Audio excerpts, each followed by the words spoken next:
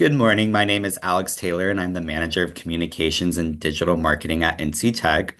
For those of you who may have not heard of NC Tech, we are the unifying voice of the tech sector in North Carolina, with pillars of work being in talent and development and workforce, peer networking, government affairs and advocacy, and just general convening in the tech space. If you would like to learn more about NC Tech, please go to nctech.org.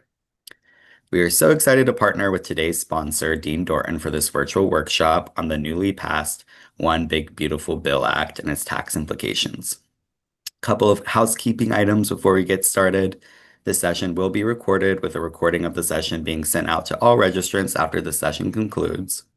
We will have time at the end for some questions, so please submit them through the Q&A function, typically at the bottom of your screen, and we will try our best to get to them at the end of the presentation. I would like to now introduce Joe Johnson. He's a tax director with Dean Dorton with over 30 years of experience in tax accounting. He is an awesome fit for this breakdown of this bill and to provide additional insights on its implications. So I will pass it along to Joe. Alex, thank you very much. Everybody, I appreciate you joining today, and we are going to spend some time talking about O3B, as it's affectionately now known. So I'll go ahead and jump right on into this. As most of you all know or have heard, the One Big Beautiful Bill was actually more of a continuation of the Tax Cuts and Jobs Act from 2017. It was scheduled to expire at the end of 2025, and what Congress and the president were able to do was to extend most of all of the legislation that was in the Tax Cuts and Jobs Acts and made most of those provisions permanent. So the OBBA, in essence, isn't a lot of new things. While there are some new things in there, it's a continuation of the Tax Cuts and Jobs Acts, which is a very tax favorable bill passed. So we'll go ahead and kind of get into some of the specifics of this on the provision side. The one thing it did, again, is made a lot of these Tax Act changes permanent. The largest one and probably the most helpful was the fact that for individual, the tax rates were made permanent for the 10, 12, 22, 24, 32, 35, and 37. If you look at that, that is a substantial decrease from the original tax brackets pre-2017, which would have been 10, 15, 25, 28, 33, 35, and 39.6. So as you can see, there's a large reduction in the amount of taxes that are due at each individual bracket. The other thing that the Act did was enlarge the bracket so that more of your taxable income is taxed at a lower bracket. So both of these were very tax favorable provisions. The other thing that this act did specifically is it adjusted the inflation index for the lower bills, meaning for lower income people, even more of their income is taxed at lower rates, which again is very tax favorable friendly. For estates and trust, again, it did the same thing as it did for individuals. The rates were reduced, as you can see on the screen, therefore letting more of a trust taxable income being taxed at lower rates, which again is very favorable for those who have earnings or income in a trust.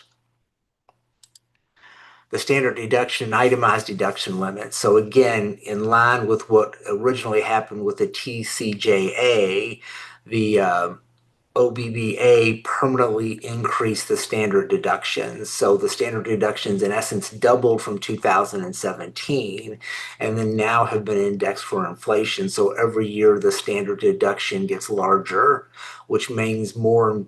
It does two things. It makes it a little bit easier from a taxpayer's perspective to file the return, because if they with these larger exemptions, they don't have to do itemized deduction, which reduces record keeping.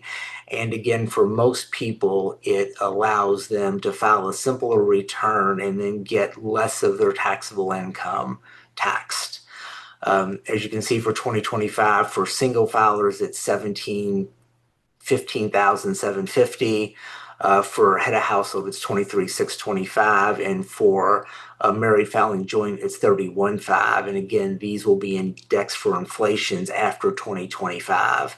The one thing it did continue to do is personal exemptions are permanently eliminated. So that deduction that you receive for each member of your household is no longer applicable, and you only can rely on your standard deduction.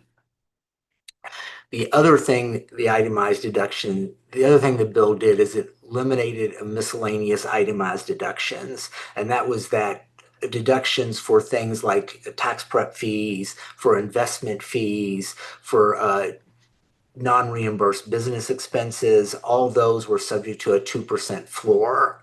And then once you got above the 2% floor, they increased the amount of your itemized deductions. Those have been permanently eliminated. The other thing it did is it reduced the P's limitation. It permanently eliminated the P's limitation. The P's limitation for higher income individuals basically reduced the amount of itemized deduction. It is replaced in this bill with a cap, which basically means that for people in the 37% tax bracket, they can't get a deduction for their itemized deductions any higher than as if they were in the 35% tax bracket. So what it does is it does create a bit of a haircut on the amount of itemized deductions that you can take. However, the haircut is lower than it would have been if the P's limitation would have been put back into impact.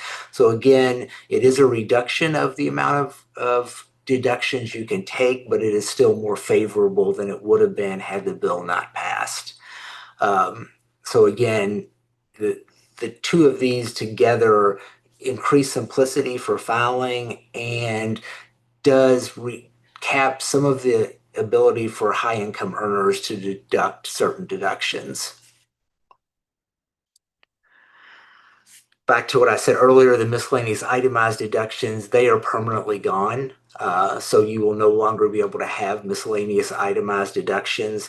The big thing there from my perspective is for any of you all that are small business owners that are employees or have a small business through S corporations, you need to be aware that you can no longer deduct itemized deductions on your Schedule A. So if you're an employee of an S corporation, you really need to make sure that your company or the company you work for has an accountable reimbursement plan and that you get reimbursements for those. If you get reimbursement for those, the S corporation will be able to deduct those expenses and they won't be taxable to you. If you do not and you pay for those out of pocket, you'll get no deduction or benefit. The other thing that they made permanent were the eligible educator expenses. So if you're a teacher K through 12, counselors, coaches, principals, you can deduct up to 900 that work 900 hours. There's a reimbursement and an above the line deduction for certain expenses that you pay.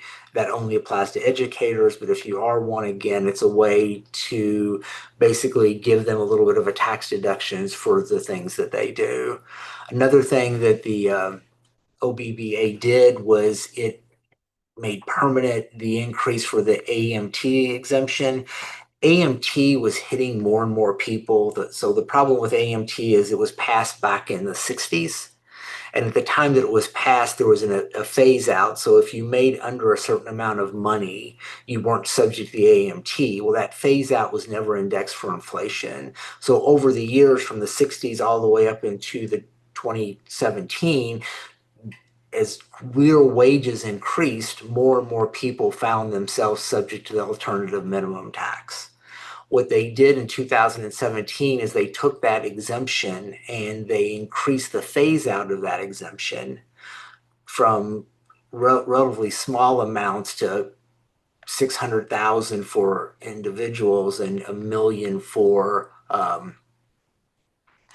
married filing joint, and then they index that for inflation. So what that means is there was a very large portion of this population that was being subject to AMT that after the TCJA were no longer subject to AMT. They made those phase outs permanent. However, they did reduce the phase outs back to 500,000 and a million instead of the 626 and 350, 626, 350 and 1.2 million that would have been that will be in effect for 2025. So it's a little bit of a haircut, but it's much better than it would have been had it rolled back to pre-TCJA amounts. Child tax credits and SALT deductions, again, the permanent extension of the child tax credit. It was set to expire. It's not going to expire. The maximum credit for qualifying children under age 17 is going to be $2,200, up from 17 and 1,700 of that being refundable. Again, you don't get an exemption, but if you have qualifying children, you will be entitled to this credit. If your child is over age 17, you're allowed a $500 dependent credit. However, these do phase out for taxpayers with modified adjusted gross income over 200,000 for singles and 400,000 for joint filers. So again, this is a way for middle class individuals to get some benefit, not pay as much in taxes, but it phases out for higher income individuals, and that's seen as being fair. The good news for a lot of individuals, back to being able to itemize, is that the SALT cap, which was limited to $10,000 through 2025, has now been increased to $40,000 with a 1% annual inflation index through 2029. The cap reverts back to $10,000 in 2030 without any further law passage. But what it does is it's going to allow a lot of people that pay a lot in state and local taxes, that being from wage withholdings, from property taxes, from personal taxes, to be able to deduct up to $40,000 instead of the 10. So what you will see is more people that weren't allowed to itemize because their SALT deduction was limited to $10,000 to be able to itemize. So for a lot of middle income and upper income individuals, this will allow them to be able to itemize deductions, especially in high tax states. You look at a state like ours, it's not as big of a deal because our state tax rates are relatively low compared to other states. But when you get on the coast, California, New York, their state tax rates are high, and they were basically being limited on the amount of deductions they could take. Again, in order from a sense of fairness and a revenue raising perspective, they capped that if your AGI exceeds certain threshold amounts. So again, looking at this, they basically said, to the extent that you're a high income earner, we're not going to allow you the $40,000 exemption. The most you can get is 10. So, from that perspective, it allows some of us to have deductions and then others not. Charitable contributions and home mortgage interest. Now, this is a really, from my perspective, a new thing, and I frankly would have never thought that something like this passed. What it has done from charitable contributions deductions is it limits your itemized charitable contributions. So again, we're back to itemizing. If I itemize the three big major areas when you itemize your deductions are taxes, home mortgage interest, and charitable contributions. So most people that itemize deductions have one, two, or three of these, and normally they have all three, some combination of all three. What this did is it said, to the extent that I have itemized charitable contributions, I can only deduct 99.5% of them. So if I give $100 away, my deduction is limited to $99.50. This is new and frankly a little shocking, because usually the lobbies for charitable organizations are pretty strong. I don't know if this one will last, but right now we kind of have that. The thing they did to kind of offset that for people that do not itemize is they gave you $1,000 or $2,000 for joint filers above the line deduction. So that adjusts your gross income down. So an above the line deduction is I start with my taxable income and or my gross income, and then the government allows you certain what they call above the line deductions, and one of them like the educator expense. And one of these is also now for people that don't itemize, you can deduct up to $1,000 or $2,000 of charitable contributions that you may make. The non-itemizer contribution must be made to qualifying charities, excluding donor advised funds or supporting educations. It permanently extends the 60% of AGI limit for cash contributions to public charities. Historically, that has always been 50%. That is now going to be 60% permanently. The other thing it did, which is it continued the TCJA's limit on home mortgage indebtedness to 750,000. That was $1 million. So again, to the extent that you buy a home and the debt that you incur in the home is over $750,000, you can't deduct any interest on debt over 750,000. So if you get $1 million mortgage, and let's say you pay $100,000 of mortgage interest in the first year, you're only allowed to deduct 75% of that mortgage interest, whatever that is. It also eliminates the deduction for interest on home equity and debt permanently. So there's no longer going out and getting a home equity loan and then be able to deduct that interest in addition to your mortgage interest. It treats some mortgage insurance premiums as acquisition indebtedness, which therefore would allow you to deduct those premiums as mortgage interest.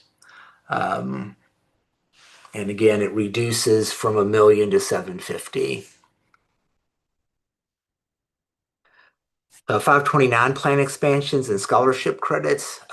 Some, again, really favorable taxpayer provisions here.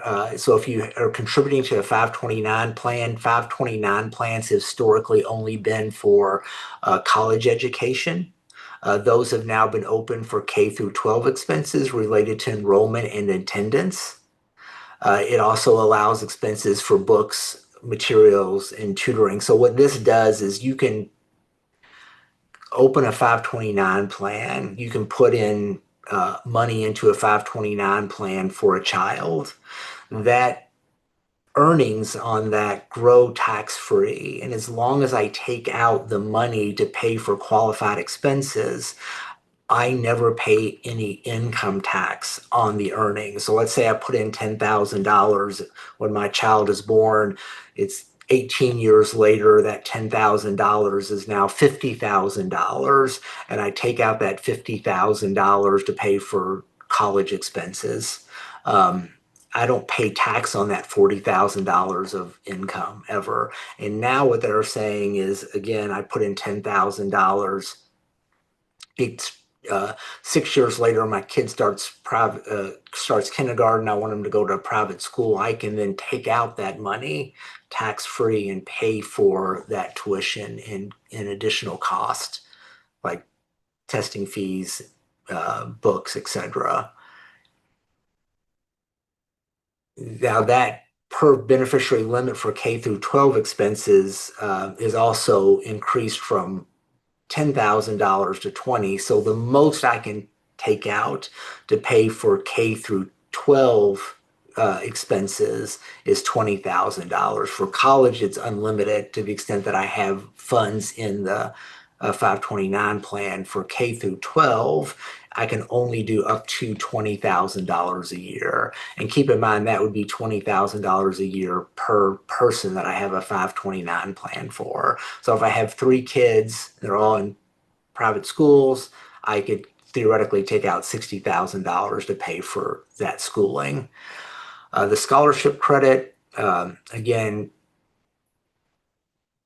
So I can take out to $1,700 for state-approved scholarship and granting organizations, and I get a tax credit for that. So what that is doing is a lot of schools, including North Carolina, have gone to allowing for scholarship programs for alternatives to go to private schools, and to the extent that I make a charitable contribution uh, to one of those funds for payment of scholarships, I can take a tax credit up to $1,700 for making those contributions. And a tax credit is a dollar for dollar reduction in the tax you owe. So a deduction is limited to your tax rate. So if I can deduct $100 and my tax rate is 25%, that $100 nets me a $25 benefit. If I get a credit and my taxes, and I get a $1,700 credit and my tax is $1,700, my tax liability goes to zero. So a credit is always better than a deduction. And so that's just a new thing that they've added to incentivize people to help provide scholarship programs. Student loan and casualty loss deductions. Again, student loan provisions permanently extends exclusions for gross income from student loan discharge due to death, disability, or original expiring in 2026. The other thing that it did continue to do, which was new in 2017, was it allows an employer to pay for up to 5250 of student loan debt. So it used to be that you could only deduct student loan, or you could only deduct provisions for paying for school. So if I'm an employer, I could pay for you to go to school. And there were some requirements to that, but I could pay up to $5,250 for you to go to school to get a degree or to further expand your knowledge in a field. But I had to pay that to you for the use of tuition only. I could not pay if you already had a degree and then came to work for me and then were and borrowed money to do that. I could not pay tax-free you anything to pay down that student loan debt. This allows you, and is now permanent, to pay up to $5,250 to your employees for the cost of student loan debt, and that will be indexed annually for inflation. The one negative side, which again is a continuation of the TCJA, is that casualty loss deductions are permanently disallowed unless there's a presidentially declared disaster area. So, again, a lot of this was from an IRS perspective, um, tracing down these things and documenting these. There was perceived some abuse in this area, and just cumbersome to imply. Secondly, it was a revenue raiser. So what it basically means is that if my house burns down and I have a casualty loss because of that, so the insurance won't cover all of the cost. I used to be able to deduct that. Now I can't. Now, if there's a disaster area like what happened in North Carolina, then and the president declares that area as a disaster area, then I can deduct any kind of casualty losses. Uh, and then there was just for the California wildfires, they made a special exemption to just make sure they were included. Other individual provisions, exclusion from employees' gross income for dependent care assistance programs increased again for $5,000 to $7,500. If you have an employer, you will be able to put away $5,000 for dependent care expenses. They've increased that to $7,500. Child and dependent care credit percentages raised from 35 to 50. Again, these are very tax favorable provisions. The adoption credit modified to allow refundable credit of up to $5,000. So again, you used to be able to get an adoption credit, but it wasn't refundable. And in the year that you had an adoption, a lot of people had a lot of expenses and they couldn't use it all. So they've now made a portion of this refundable, again, taxpayer friendly. Deduction for moving expenses and gross income exclusion are permanently eliminated. So if you have to move, you can no longer deduct those. Another one of those kind of got you situations that they put into this bill, which I kind of don't understand, is waging losses. So under the old law, if I won, $5,000 at a casino and I lost $5,000 at a casino, I could offset the winnings versus the losses and not pay any taxes. If I had $10,000 worth of losses and $5,000 worth of winnings, I could only offset the winnings versus losses. So I could never show a loss because of gambling. But if I lost more than I won, I wouldn't have to pay tax. And I can tell you, most people lose more than they win. So you rarely see somebody showing gambling winnings unless they win the lottery. With the IRS, what the government has done in this case is said that to the extent that I win $5,000, the most I can deduct against that winning is $4,500. So I'm still going to pay tax on $500. And the catch with that is, again, in my experience, most people that won 5,000 probably lost 10 trying to win the five. And now not only have they lost cash, they're going to pay tax on those winnings. Kind of a gotcha. Um, New individual deductions. So the OBBA introduced a few new individual deductions effective for 25 through 28. These have to sunset, and that's because of the way the reconciliation bill was passed and in order to be able to balance the bill. And these were also a lot of President Trump's campaign promises about tips and about overtime and about Social Security. So he couldn't get exactly everything that he had promised, but he did and was able to get a large sum of those done with phase out. So basically, if you're in the lower income stratifications, you could now get tips from an employee and up to 25,000 annually won't be includable in taxable income. So to the extent that I am in a tip profession, I am make half or more of my salary in tips. That first 25,000 will not be taxed. It phases out again if my income overall is higher. So this was a way from their perspective not to allow people that are making a lot of money to escape paying taxes on tips. Now, there's some regulations that still need to be issued about exactly what is tip eligible, and these are going to be what historically would have been tipping professions. Congress did not want, a CPA to say that a portion of their fees are now tips, and therefore being able not to have to pay tax on all of that. Again, the same thing for overtime pay. To the extent that you have overtime pay, you can deduct up to 25,000 if you're a joint filer, 12 and a half if it's an annual filer, and not pay tax on that. Again, very favorable friendly, but it also phases out for higher income earners. And in these cases, the phase outs are relatively low. They're 75 to 150 around that range. So it is truly for those making less money. This is one I hear a lot about, I'll get a lot of questions about, is Social Security going to be taxed? And the answer is nothing changed with the way Social Security was taxed. So to the extent that you make a certain amount of money with Social Security, either 35% or 50% or 85% of that is taxable depending on your income level.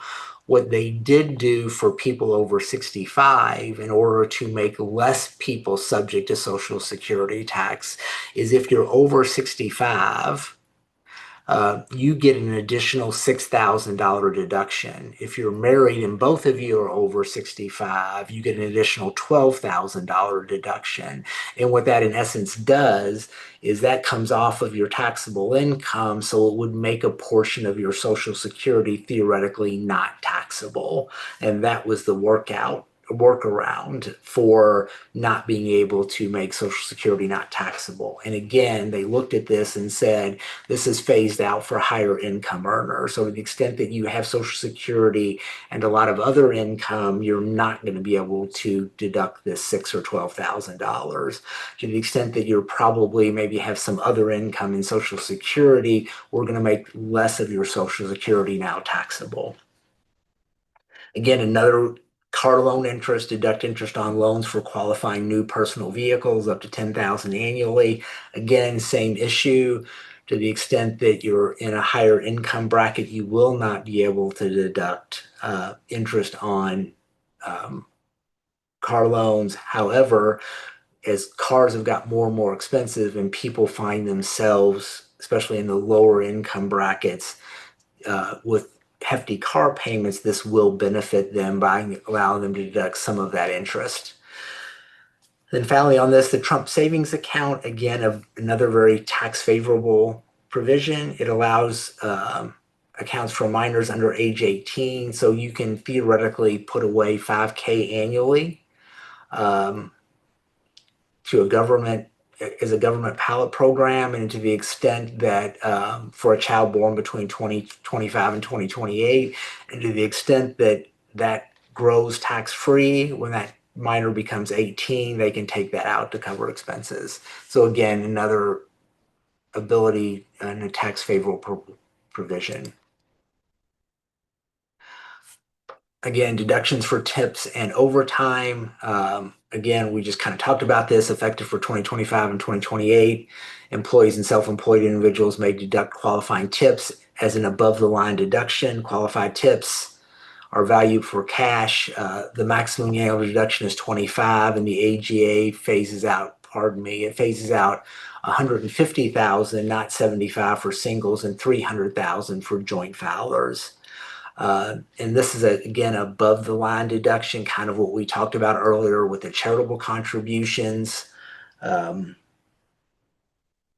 So this, again, is very tax favorable friendly. Again, another conversation about deductions for overtime pay, as far as being able to deduct that, and then the phases on the overtime pay. Again, the senior loan deduction, that is at 75 and 150,000. And then the interest for car loans, again, those are the phase outs that you can see from those that we discussed, and the requirements for the car that we discussed previously. Again, a little bit of conversation about the Trump accounts, which we talked about. Again, termination of clean energy incentives is part of this in order to recoup some of the cost of the other provisions that basically most all clean energy, clean vehicle, and deductions will be either have been eliminated or are set to expire over the next 6 months. Estate and tax provision, again, the biggest thing there is the one big beautiful bill, again, that reduce the tax rates. We talked about that earlier. The other big thing that I think everybody's kind of heard of and talked about was the fact that the lifetime exclusion for gifts and estates is going to be, it was doubled under the TCJA, and that doubling is made permanent. It starts at 15 million for 2026 and will be indexed for inflation. And the 15 million, frankly, is about where it would have been had it been indexed for inflation from the prior year. In 2025, the amount is 13.3, and once you index that, that's pretty close to the 15 million. Again, that's a huge boost for some people. The reality is the estate tax affects very few people to begin with. Most people don't have 15 million in assets or more. So this is not a huge thing. This is more of a political issue for a lot of people. Business provisions. Again, the biggest business provisions that we're going to talk about is bonus depreciations. For those of you know what that is, it allows for immediate expensing of fixed assets. Those provisions have been restored back to 100%. So to the extent that I buy equipment for my company, I can write off 100% of that, assuming that it's equipment and not real property. And then for Section 179, it's the same kind of theory. To the extent that I don't put into service more than 2.5 million of fixed assets, I can deduct up to 2.5 million of fixed assets that I put in service, assuming that I don't put more than 4 million in place. So the combination of bonus depreciation and Section 179 expensing is the way to accelerate costs. So people that are in equipment heavy businesses, this is a way to get a current deduction for putting assets in place. Again, I'm going to get the deduction one way or another. It's just the time value of money. So putting $1 million asset in service and taking an immediate deduction is worth more to me than putting $1 million assets and having to deduct that over 7 or 10 years. Research and development and business interest deduction. Again, this was a very interesting. So when the TCJA was introduced, they put in a provision that said if you do research and development, so if you have what they call 174 expenses, you have to capitalize them and amortize them over basically 6 years. And if you have foreign research and development expenses, you have to amortize those over 15 years. It's funny, when this was originally put in place, it was assumed that it would be withdrawn before it ever took into effect. And actually, they delayed implementation of it for 3 years with the intention of removing the rule. The rule never got removed. So for 22, 23, and 24, you had to capitalize your R&D expenses. And for a lot of clients, that was very hurtful because you were getting a credit if you took the credit, and the credit was relatively small to the amount of expenses that you had to capitalize. This thankfully has been eliminated. So to the extent that I have R&D expenses for 2026, I can immediately go back and I can immediately expense those if they're not foreign. So to the extent they're US based. They also put in some provisions and just came out with Revenue Procedure 2025-28 to tell you if you're a small business, though, and a small business is somebody with gross receipts average gross receipts under 30 million, that you can actually go back and amend your 22-23 return to deduct those, or you can expense them in 25, or you can expense them in 25 or 26. So again, very tax favorable friendly, especially for small businesses. If you're a large business, again, you're going to expense those in 25 or 25 and 26. Business interest deduction, again, this was passed as a way to raise revenue. It basically said, depending on your modified adjusted gross income, you could not deduct business interest expense. It was an add back and you could deduct it later. They have made some favorable changes to this to increase the amount of the interest you can deduct and to allow you to include depreciation expense, to add back depreciation expense. And what this was doing is if you were taking bonus depreciation, it would drive your income low. Therefore, you couldn't deduct the interest that you had.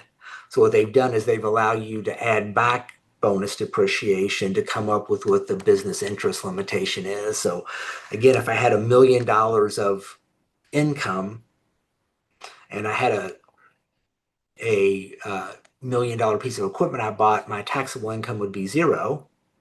To the extent that I had $300,000 of depreciation or $300,000 of interest expense, I couldn't deduct that because of the limitation. Now I can add back my bonus, so I'm back to $1 million, which then allows me to deduct that business interest expense. So again, a tax favorable provision.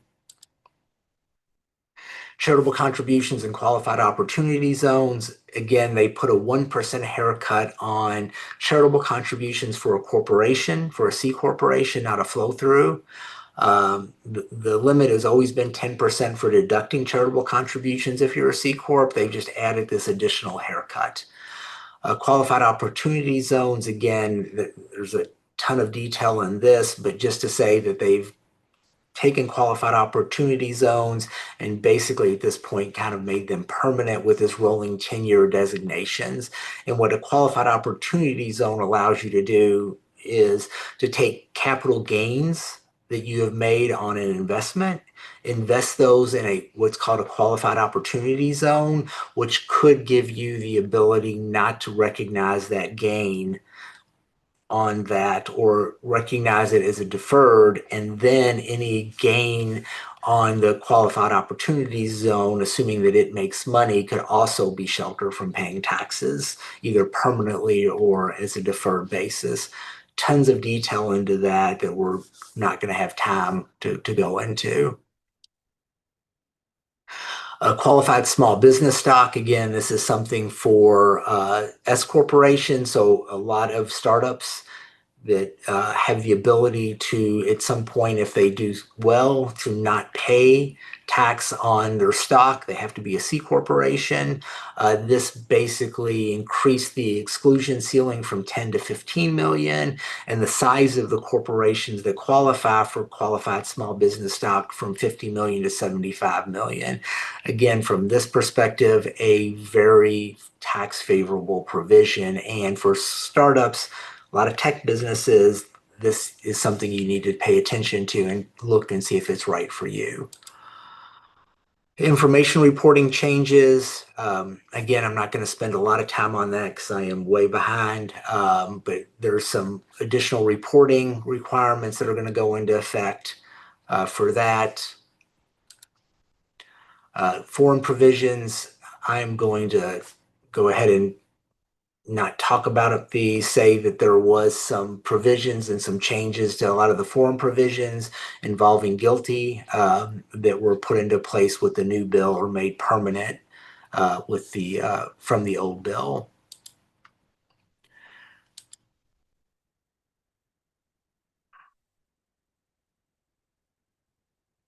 And that's all I have. Alex, I'll turn it back over to you for questions. Awesome. If y'all would like to put your questions into the Q&A, we already have a couple. We probably have 15 minutes left, so maybe 4 to 5 questions. I will pitch them to Joe, and we'll go ahead and get started since there's some already in there. But feel free to add them as we go. All right, so does this bill affect home purchases specifically for first-time homeowners, and does it affect interest rates at all? It does not affect interest rates or first-time homeowners, so there is no credits or anything like there was previously for first-time homeowners. What it basically did is limited the amount of interest that you could deduct depending on the size of the home that you purchased. So nothing favorable for new to incentivize people to buy homes. Awesome. So, does this bill affect student loans? Does it tie into like student loan forgiveness or exemptions? And will it affect my remaining balance? It does not do anything to change what you owe. It does allow your employee to help you make some of those payments, but there will be no debt forgiveness for student loan interest. All right. And then if someone has back taxes, does this affect how the IRS handles this?